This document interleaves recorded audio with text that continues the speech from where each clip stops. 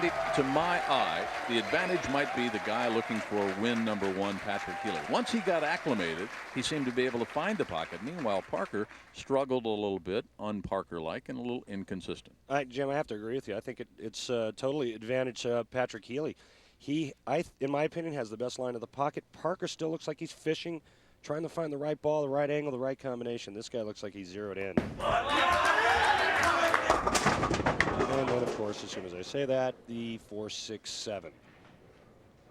Talked about the importance of getting good breaks at the right time. Well, if you're going to leave a split, obviously the best time to do that is the first frame, get it out of the way, as opposed to doing it late in the game, 8th, 9th, 10th. Really no chance of making that split. You just go for the count, go for the 2 pins.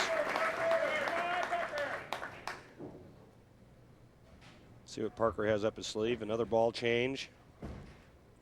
Obviously one of his strengths, making quick decisions, whether it's the angle, right, sensing the change with the oil, or another ball change. Well, he's so good, he's not afraid to make changes. He believes in his ability. Again, you know, he makes the change, he hits the pocket, he still gets 9. But it's better than not hitting the pocket. Got a half a messenger here, Jim. That Parker-Bohn ball, spare ball, doesn't hook at all, uses it to throw it straight and hard. He has become so acclimated to the camera, he knows exactly how to hold it and where to put the logo, so it's on that shot, right? Yeah.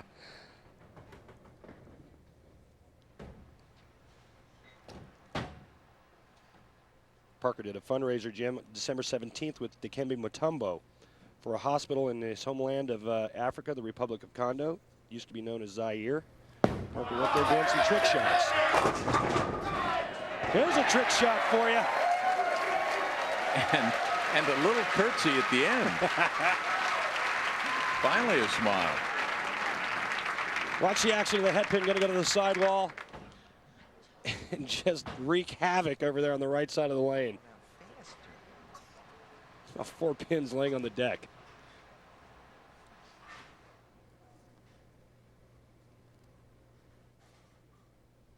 Now another in a long line of great bowlers out of Wichita State. Dad was bowling in the league, got his son Patrick-Jr. interested in bowling when this young man was just 9 years old. Dad said he taught him to never give up. Kind of a familiar theme, huh? Yeah, it is. And, you know, Patrick-Healey-Jr. has a great work ethic. As you see the 2 anxious spectators. Great work ethic. Jimmy practices real hard, really works on his mental game as well as his physical game.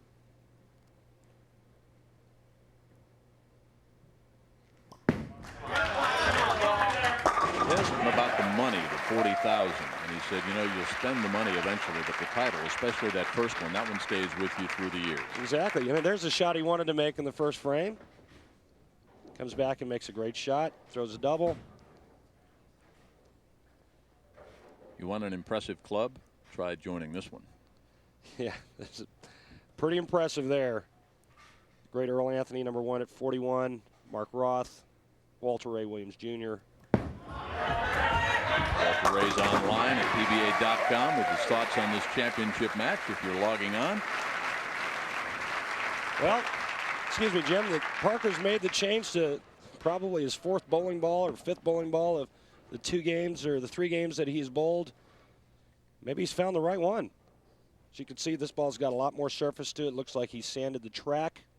That's the area of the ball that actually contacts or makes contact with the lane. You sand that part of the bowling ball, creates friction. Friction creates hook.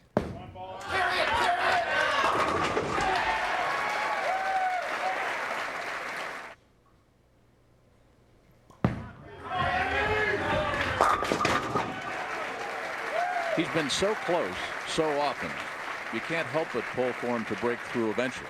Well, you know, you got to root for him. Patrick-Healey's a nice guy, family man, and you know your heart goes out to him. The guy's obviously capable of winning. He just hasn't pulled it off. You know, I asked him too about winning. I mean, obviously he wants to prove it to himself, prove he belongs, a new perspective, and his bride Teresa. But he also said it would be special here this week because Earl Anthony spoke so highly of him when he was just an amateur. Yeah, and to put your name on the trophy that bears Earl's name is something that's very special. Oh. You could see him waving that shot, Jim, waving it to hook up, hook up, hook up. Comes in light, leaves the 8-pin. Earl Anthony was an idol to Patrick when he was growing up. Patrick talked about Earl's smoothness, another one of those adjectives and adverbs we're talking about. How much does this help the ball? Ball, don't fail me now. Oh, yeah, you got to talk to it. You got to talk to it. I got a great tip this week from Brian Kretzer. I was using a ball that wasn't striking. He said, go get another ball out of your bag, put it on the rack. You don't have to throw it. Just scare the ball that's not striking. Well, I got another ball. I put it on the rack, but I still use the same ball that wasn't striking. I threw a 4-bagger. You go, see, it works every time. You got to scare them. You got to talk to it. You got to scare it. You got to use body language. The only tip I got this week was a restaurant recommendation. We went there, it was closed. All right. Parker-Bohn all business here. Spare 3-bagger. 5th frame. Oh! What a horrible break. Pocket shot. Pocket 7-10. And Patrick-Healey-Jr. right where he wanted him.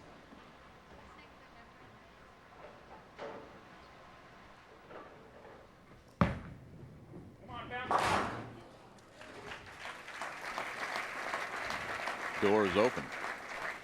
Did you feel that? Leslie did. That momentum shift. Wow, that's enough to take that'll take the wind out of your sails in a heartbeat. You know, it's funny. We talk about the bone zone and the concentration and the focus and the killer instinct of Parker-Bohn, but you talked about the fundraiser and the charity. I mean, there is a softer side. Yeah, he does a lot of charity work. He did a fundraiser for the September 11th victims in Staten Island. You know, like we said earlier, he's booked until the end of May with exhibitions and charity events, and Parker really gives a lot of his time. Really helps the sport of bowling. Wow. No 7-10 there, Jim. After leaving the 5th open, he comes right back on a tear with a strike in the 6th. Full-blown messenger right there. Danny Weissman lighted up there. He won earlier this year. He's sitting next to the owners of the PBA, Mike Slade, Rob Glazer, and Chris Peters. The championship match live from just outside Seattle. Looking for his first career PBA title and some encouragement from the folks here. Healey with strikes in frames 2, 3, and 4. A spare in the 5th. Headpin's going to go to the sidewall, Jim, and come back across and wipe the 7-pin out. Call that the messenger. That's like a slam dunk in basketball. That really gets a player fired up. Parker gives it the rabbit ears.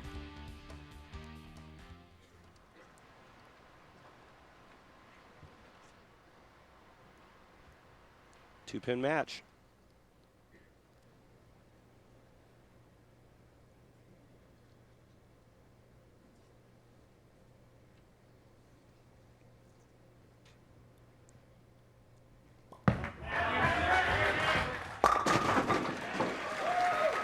Jim, you know, we talked about posting shots. Well, this young man right here can post shots with the best of them.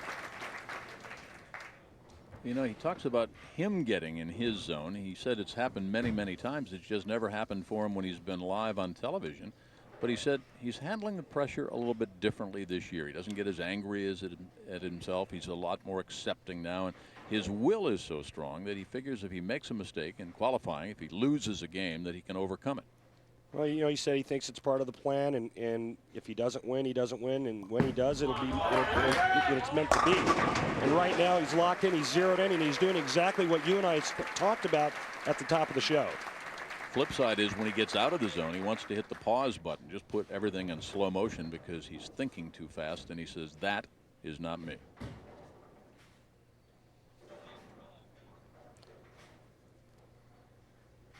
The voice of. Thank you, Paul. PK, our statistician, letting us know that Patrick-Healey has a 12-pin lead. Parker-Bohn working on a strike can cut that lead to 2.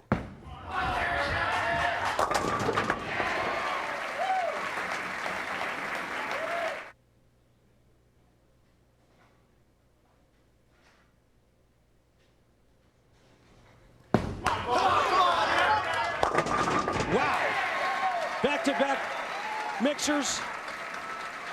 Parker-Bohn-III sending a message saying, I'm not going away. Just took the lead by 8. Parker-Bohn working on a 3-bagger. Patrick-Healey-Jr. working on a double.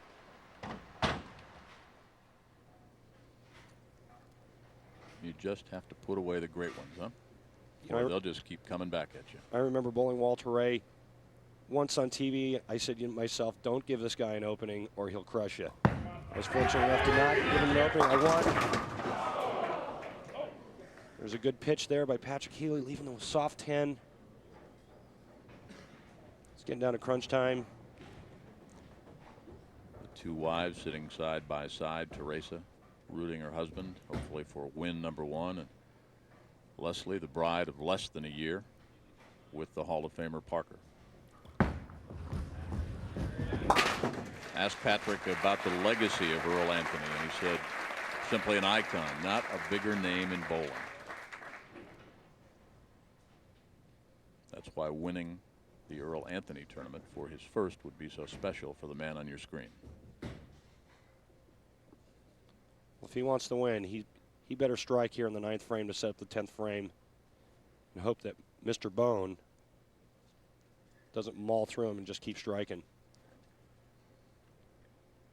Possible 237 if he strikes out.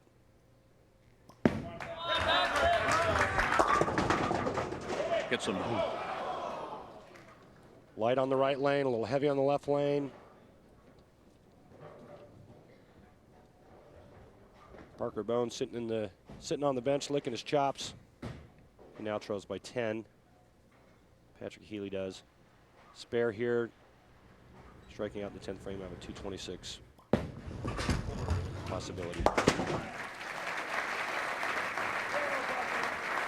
$20,000 for a second. Of course, for Patrick-Healey Jr., it's that first title that's been so elusive.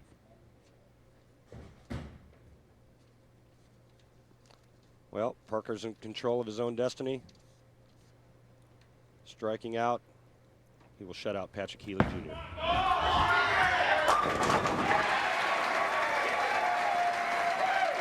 What a huge shot, Jim. He was not totally in the bone zone all through the day. He dispensed with Dennis Horan, the wild card, 216 to 202. Then Mike Devaney, 200 to 181. But found the lane, found the shot when he had to, huh? Kept making changes, changed balls, changed angles. Finally found a way to get to the 1-2 pocket consistently. Hasn't missed the pocket the whole game. Needs a mark to win.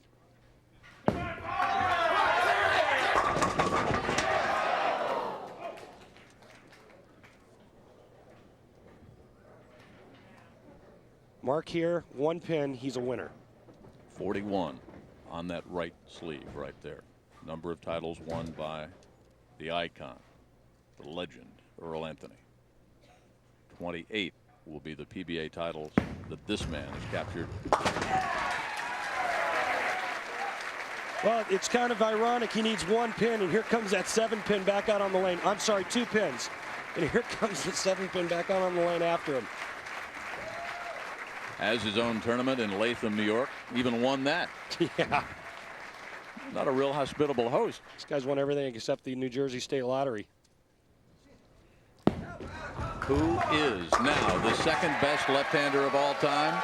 Parker-Bohn-III. Who's the greatest left-hander? The man for whom this championship is named, Earl Anthony.